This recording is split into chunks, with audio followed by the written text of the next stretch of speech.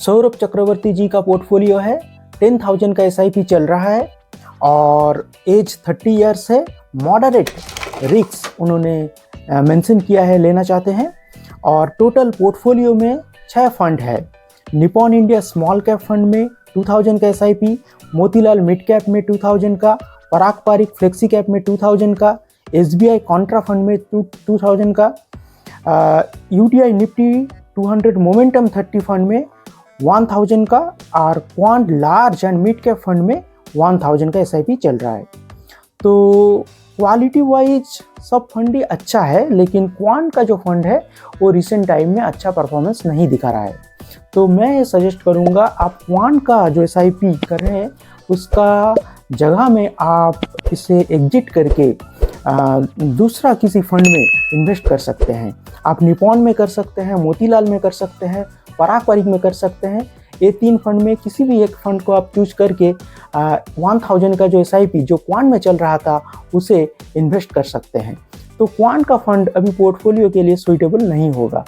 और आपने ये भी बताया है आप डाउन मार्केट में लमसम करके चलना चाहते हैं, तो ये भी एक बहुत अच्छा बात है। तो आप बहुत ही जल्दी अपना जो फिनेंशियल गोल है उसका पास आप पहुंच जाएंगे। चलिए देखते हैं आपका पोर्टफोलियो में जो फंड है कैसा return over the years generate करके दिया है। अगर देखें Motilal Oswal mid cap fund 10 year horizon में 20% का रिटर्न बना के दिया है और सिंस इंसेप्शन 25% का रिटर्न बना के दिया है। तो 20% रिटर्न 10 ईयर्स में बना के दिया है, ये तो बहुत बढ़िया बात है। नंबर 1 फंड है मिड कैप कैटेगरी में, कोई दिक्कत वाली बात नहीं है। पराग पारिक बहुत ही अच्छा फंड है, फ्लेक्सी कैप फंड है, लेकिन लार्ज कैप में इन्वेस्ट करके चलता है, इसलिए पराग पारिक में जो रिस्क है रिस्क बहुत कम है।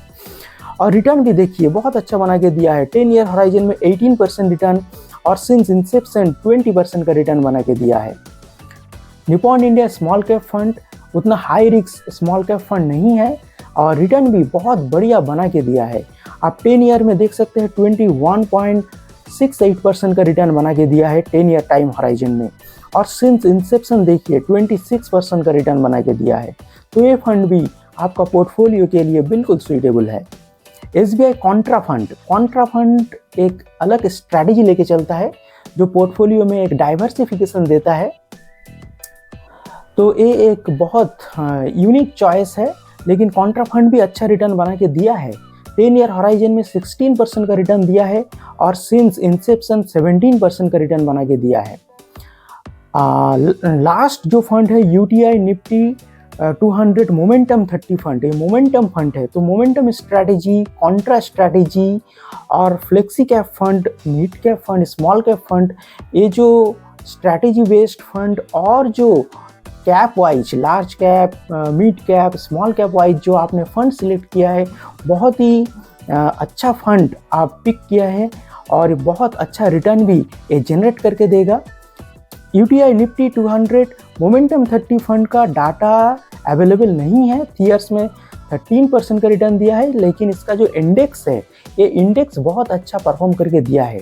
लंबे टाइम पीरियड में आप एक्सपेक्ट करके चल सकते हैं 18 to 20% तक रिटर्न जनरेट करके दे सकता है। तो ये पोर्टफोलियो में हर एक फंड क्वालिटी वाइज तो बहुत अच्छा है।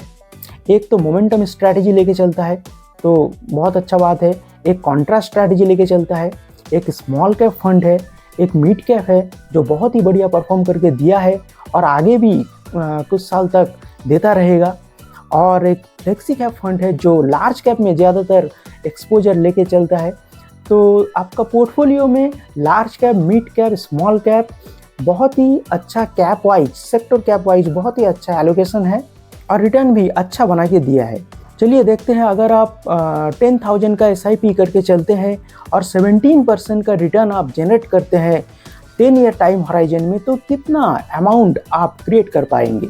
देखिए, अगर आप 10,000 का एसआईपी करते हैं 10 ईयर्स बाद आपका जो इन्वेस्टेड अमाउंट होगा वो होगा 12 लाख रुपीस और जो रिटर्न आपको मिलेगा वो होगा 20 लाख के करीब। टोटल कॉर्पस जो आप जनरेट करेंगे 31,56,000 रुपीज़, मतलब 32,000 रुपीज़ का करीब आप कॉर्पस जनरेट करेंगे लमसम ना करके भी।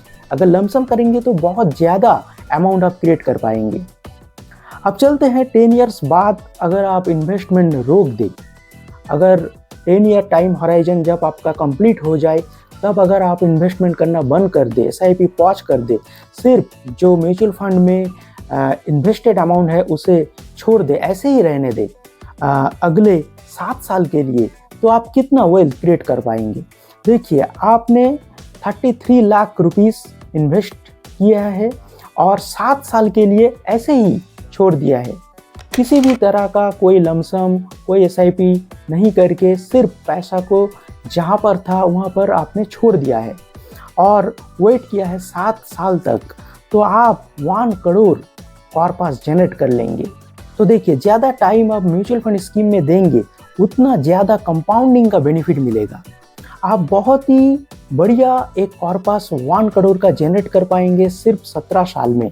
लेकिन आपको क्या करना पड़ेगा, पहला 10 साल इन्वेस्ट करना पड़ेगा और उसका बाद जो 7 ईयर्स है वो आपको सिर्फ वेट करना पड़ेगा। किसी भी तरह का इन्वेस्टमेंट अगर आप नहीं भी करेंगे तो भी आप 1 करोड़ कॉर्पस जनरेट कर लेंगे। अगर इन्वेस्ट करते रहेंगे तो बहुत जल्दी आप अपने फिनेंशियल गोल तक पहुंच जाएंगे। तो ये था आज का वीडियो अगर अच्छा लगे तो लाइक, कमेंट, सब्सक्राइब करें और ऐसे और भी सारे वीडियो के लिए देखते रहिए मनी माइंडसेट।